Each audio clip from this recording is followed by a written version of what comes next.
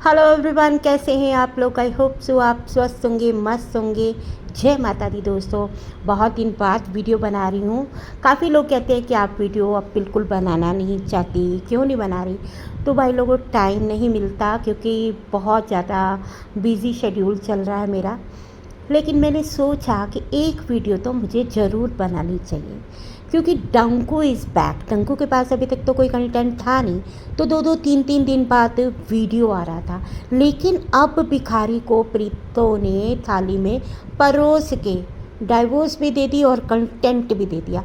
अब सोच रहा होगा कि भाई अब भागते चोर की लंगोटी ही सही, फटाफट से वीडियो छाप रहा है ना। तो अब ये बंदा भिखारी जो है, इसका कहना है बंकू भिखारी का, डिजिटल भिखारी का, जो कि हमेशा माताओं बहनों के नाम पे भी मांगता रहता है, पत्नी और बच्चे के नाम पे भी मांगता रहता है, माँ की दवाइयों के नाम पे भी मांगता रहता है। अब फिर से वही बोरिंग सीरीज़ लेके आ रहा है। सोच रहा है कि जो नए लोग आए ना, उनको भी अपने माया जाल में, यानी कि उनको भी मैनिपुलेट कर लूँगा। पहले तो हम कल वाले वीडियो की बात कर लेते हैं। उसमें ज़्यादा चीज़ें नहीं लूँगी क्योंकि भिखारी को परसों बहुत सारी गालियाँ पड़ी थी जब इसने प्रीति की वीडियो का जवाब दिया था। आपको पता ही है कि इसने क्या जवाब दिया था। इसने बड़ा हंस हंस के मजाक उड़ाया था, रोने के ऊपर मजाक उड़ाया था। किसी की जो लड़की की लाइफ एक तो ख़राब की, दूसरा उसका भी मजाक बना रहा था। इसको किसी की लाइफ से कोई मतलब नहीं है, इसको कोई बच्चे की लाइफ से मतलब नहीं है। इसने एक बार नहीं सोचा कि चलो मैं कम से कम बच्चे के लिए ही सोच लेता हूँ, उसके फ्यूचर के लिए ही सोच लेता हूँ। लेकिन भिखारी ने अपनी औकात दिखा दी। लेकिन कमेंट सेक्शन में लोगों ने इसको खूब क्या कहते हैं, थपियाया। चप्पल, जूते, लाठी जो उनके हाथ में लगी, इसको शब्दों के रूप में इसके ऊपर बरसाए। लेकिन ये ठहरा बेशर्म। और मुझे पता था कि ये अगले दिन इसको इंस्टा पे स्पेशल इसको क्लास दी जाएगी कि बेवकूफ़ आदमी, तूने ये क्या कर दिया। तुझको भी मजाक नहीं उड़ाना था, तुझको एक वो वाला वीडियो बनाना था सिंपैथी लेने के लिए। तुझको भी रोना था कि ये रिश्ता हम नहीं निभा सके, ऐसा हो गया वैसा हो गया। तुझको अपनी मजबूरी, अपनी लाचारी बतानी थी। जिस तरह से तू पंखा वाली सीरीज़ बना रहा था और लोगों से काफ़ी सिंपैथी ले रहा था ना, उसी तरह की चीज़ें आप तुमको करनी थी। अब इसको जब बताया जाता है ना, तो फिर ये करना शुरू हो जाता है क्योंकि इसको व्हाट्सएप पे ना मैसेज आने शुरू हो जाते हैं, इंस्टा पे। फिर इसको समझाया जाता है, फिर इसको स्क्रिप्ट तैयार करके दी जाती है कि अब तुमने बंकू ये बोलना है। और वो स्क्रिप्ट कौन बना रहा है आप अच्छी तरह से जानते हो, है ना। इसमें एक फसादन भी है जो कि इसके साथ जुड़ी हुई है, जिसने आजकल पूरी वाईटी में फसाद मचा रखा है। तो चलिए, इसमें तो वैसे मैं उस फसादन की कोई बात नहीं करने वाली, बंकू पे ही रहेंगे हम। तो बंकू की बात करते हैं तो एक चीज़ तो तय है कि ये भिखारी जब जब प्रीति मौका देती है ना, तब तब ये उस मौके का इतना फ़ायदा उठाता है ना कि फिर ये सीरीज़ पे सीरीज़, यानी कि रिप्लाई सीरीज़ बना देता है। फिर इसको हर उस बात का जवाब देना है जिनको सुन के कान पक गए। वो बंदी सिर्फ 1 साल इसके घर रह के गई है, तो सोचिए 3 साल तक ये सीरीज़ बनाता रहा है। कहीं इसके घर में 3-4 साल रह जाती तो ये पूरी ज़िंदगी उसके खिलाफ सीरीज़ बना के अपना पेट भरता, अपनी माँ का पेट भरता, अपना जो है ना, अपनी बहन का, अपने जीजे का, सबका पेट भरता। इतनी बेशर्म फैमिली है। मतलब कि 1 साल में जो उसने इसके घर में क्या कहते हैं, फर्नीचर ख़रीदा, इसके कर्जे चुकता किए, इसको गाड़ी लेके दी, उसका एक बार ये बंदा नाम नहीं करेगा। वो कहते हैं ना, हंसाए का नाम नहीं, रुलाए का तो ये नाम करेगा ही करेगा। लेकिन वही बातों को रिपीट जैसे चुबारे और तबेले पे होती हैं, वही रिपीट बातें होती हैं, कुछ नया नहीं होता। पता नहीं उन बातों को रिपीट करके कौन सा ये नई चीज़ निकालने वाले हैं। मज़े की बात है कि अब तो प्रीति ने बोल ही दिया है कि भाई तू मेरी लाइफ से आउट, मैं तेरी लाइफ से आउट, है ना। सब कुछ ख़त्म हो रहा है और बहुत आसानी से प्लेट में परोस के वो इसको तलाक दे रही है। और यहाँ तक मैंने सुना है कि उसने कहा है कि एलिमनी की और मेंटेनेंस की भी कोई बात नहीं है, वो तो आने वाला वक्त बताएगा। लेकिन चीज़ें यह भी आ रही है कि मुझे अपना जो है ना सुकून चाहिए, अपनी ज़िंदगी को जीना है। मैं कब तक किसी दूसरे को ज़बरदस्ती उसके घर पे रहूँगी, ज़बरदस्ती उसको रिश्ते में बांध के रखूँगी। तो उसने एक डिसीज़न लिया है ताकि उसके घर वाले आपको पता ही है कि प्रीति के घर में आजकल कुछ बातें हैं जो अभी मैं इस वीडियो में तो करना ही नहीं चाहती हूँ, वो हम रात की लाइव में करेंगे कि क्या चल रहा है।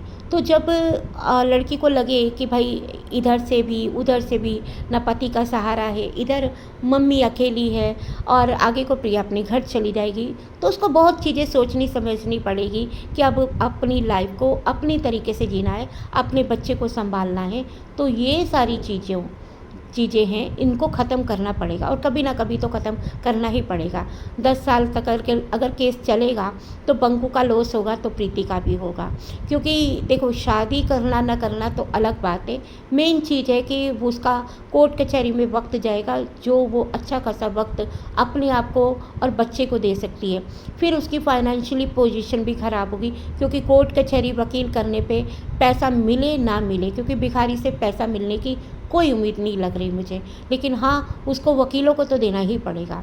तो इसी के चलते उसने शायद ये डिसीज़न लिया है, लेकिन ये उसके लिए हुए डिसीज़न का भी फ़ायदा उठा रहा है, क्योंकि इसको इतनी आसानी से मिल रहा है। इसको लगता था कि याद है आपको 2-3 दिन पहले इसने कहा बहुत लंबी लड़ाई है, लेकिन अचानक से जैसे उसे पता चला कि ये लंबी लड़ाई अब छोटी होने वाली है, तो बस वही बात है कि इस आदमी को इतना सा उंगली पकड़ाओ ना तो ये पूरे घर में घुसने की कोशिश करता है। ये ऐसा इंसान है, ये पूरे आपका बाल नोचने की कोशिश करता है।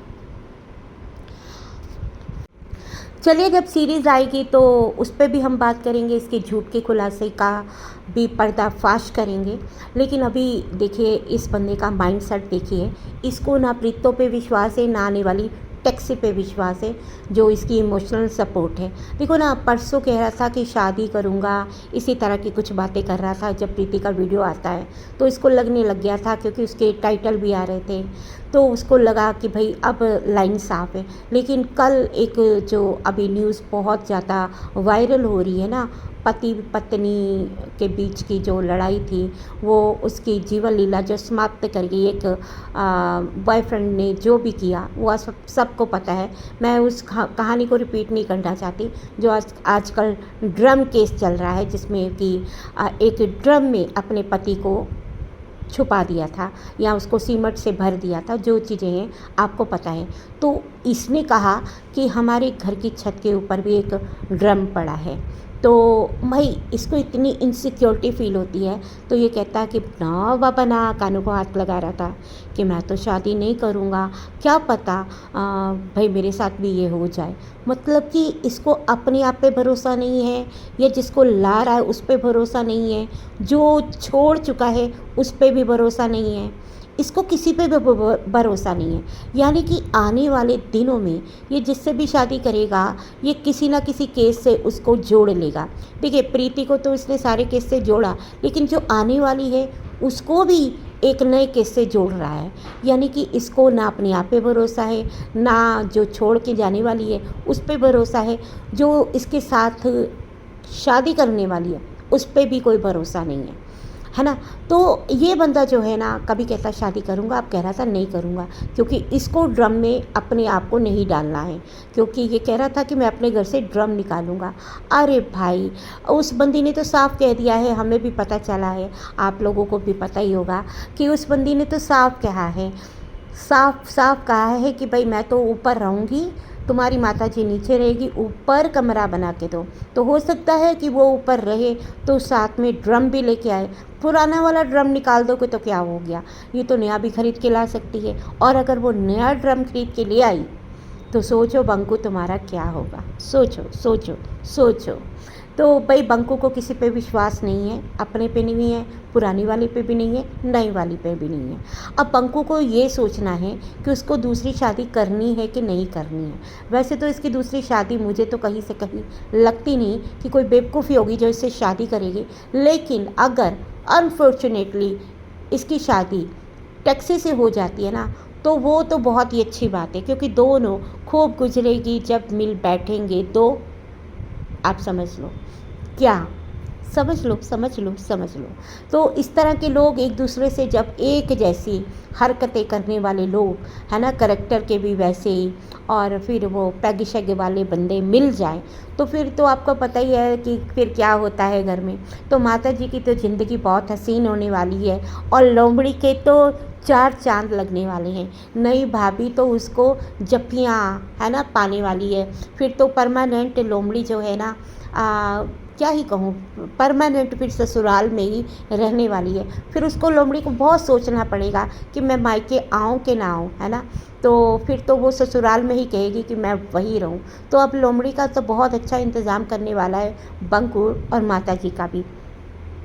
लेकिन ये चमत्कार होगा कब होगा, ये तो डाइवोर्स के बाद ही होगा। लेकिन हम लोगों को बहुत अच्छी तरह से इंतज़ार है, क्योंकि हम भी चाहते हैं ना कि इनके कर्मों की सज़ा इनको मिले। तो अब इनके कुकर्मों की सज़ा इनको ऐसे ही मिलेगी, तो हमें भी वेट है। लेकिन आप सोचिए ना कि इस बंदे को उस पर भी विश्वास नहीं है। इसने सीधा ही कह दिया कि शादी करूँ ना करूँ, मैं तो शादी नहीं करता, कहीं ड्रम में ना भर दिया जाऊँ, क्योंकि इसको पता है कि इसकी हरकतें कुछ ऐसी हैं, है ना। तो कभी इसने हरकत करी तो सुना है कि टैक्सी तो बहुत गुस्से वाली है, और टैक्सी बिल्कुल बर्दाश्त नहीं करती है पा पू पी आ ओ ई, है ना। वो ज़्यादा इसने किया ना, पा पी आ ऊ, कुछ भी किया इसने, तो भाई इसको तो ड्रम में वो भरेगी ही भरेगी। बाकी मैं यही कहूँगी, क्योंकि हमें पता है कि भाई टैक्सी भी हमारी वीडियो और लाइव देखती है, तो टैक्सी से तो यही कहूँगी कि ड्रम साथ में लेके आना क्योंकि भाई इसका कोई पता नहीं है, ये सन की आदमी है, कब इसका दिमाग सनक जाए। तो भाई हम तो कहते हैं कि मारने के बाद तो हम बिल्कुल भी नहीं करेंगे। हाँ, इसको जब ये बहुत ज़्यादा ऊट पट टांग बकवास करे, तो इसको उसमें डाल के बंद करके इसको पनिशमेंट ज़रूर दे देना, है ना। बाकी तो अल्लाह ही मालिक है इन लोगों का।